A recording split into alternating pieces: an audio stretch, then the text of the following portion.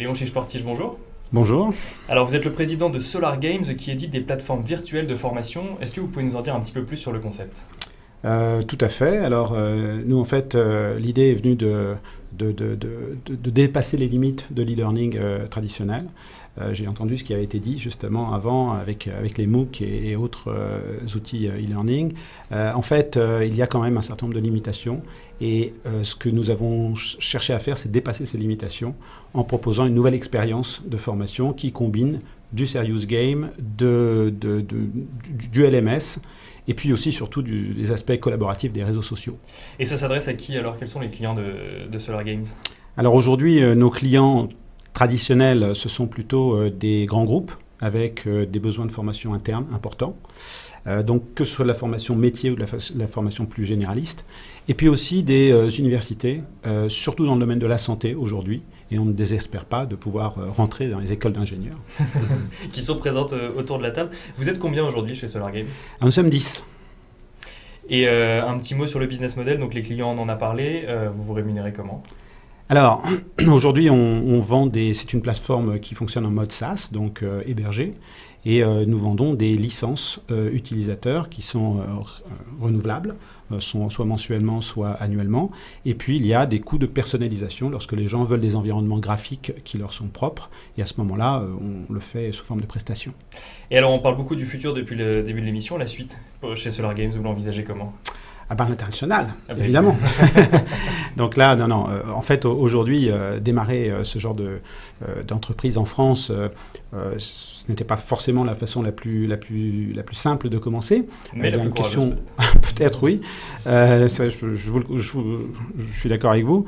Par contre, c'est vrai que l'e-learning est quelque chose de beaucoup plus présent aux États-Unis, surtout en Amérique du Nord, et où il y a à peu près 60% des dépenses de formation qui se font en e-learning. Donc, si vous voulez, c'est définitivement dans cette direction qu'on souhaite se développer. Véronique, Emmanuel, on parlait des nouvelles manières d'apprendre. Qu'est-ce que vous en pensez de Solar Games, donc des serious games et des autres modes d'apprentissage ? Pour moi, c'est la diversification des modalités d'enseignement, c'est, je pense, l'avenir de l'éducation. Voilà, aujourd'hui, si vous regardez un petit peu les travaux qui ont été faits par Howard Gardner sur les intelligences multiples, on voit très bien qu'en fonction des profils, on n'apprend pas de la même manière.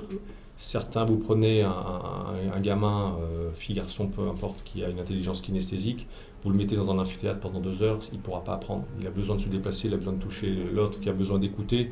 Donc en fait, ça a été présenté par des gens comme Clayton Christensen depuis un certain temps sur l'évolution de l'éducation, c'est la diversification des moyens de transférer la connaissance.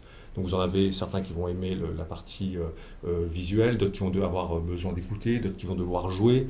Et en fait, au final, l'objectif, c'est l'acquisition des compétences. Et vous avez un autre élément qui est compétence-connaissance. Vous avez un autre élément qui est important, c'est la durée. Aujourd'hui, on est très cadré par les ECTS, par les crédits, le temps qu'on doit passer.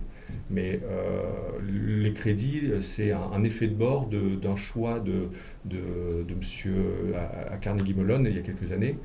Il y a même très longtemps, et aujourd'hui on est ancré là-dedans, mais la compétence, c'est celui qui apprend qui doit dire c'est bon, je suis prêt à le faire. Donc il y a peut-être aussi une révolution à porter de ce côté-là.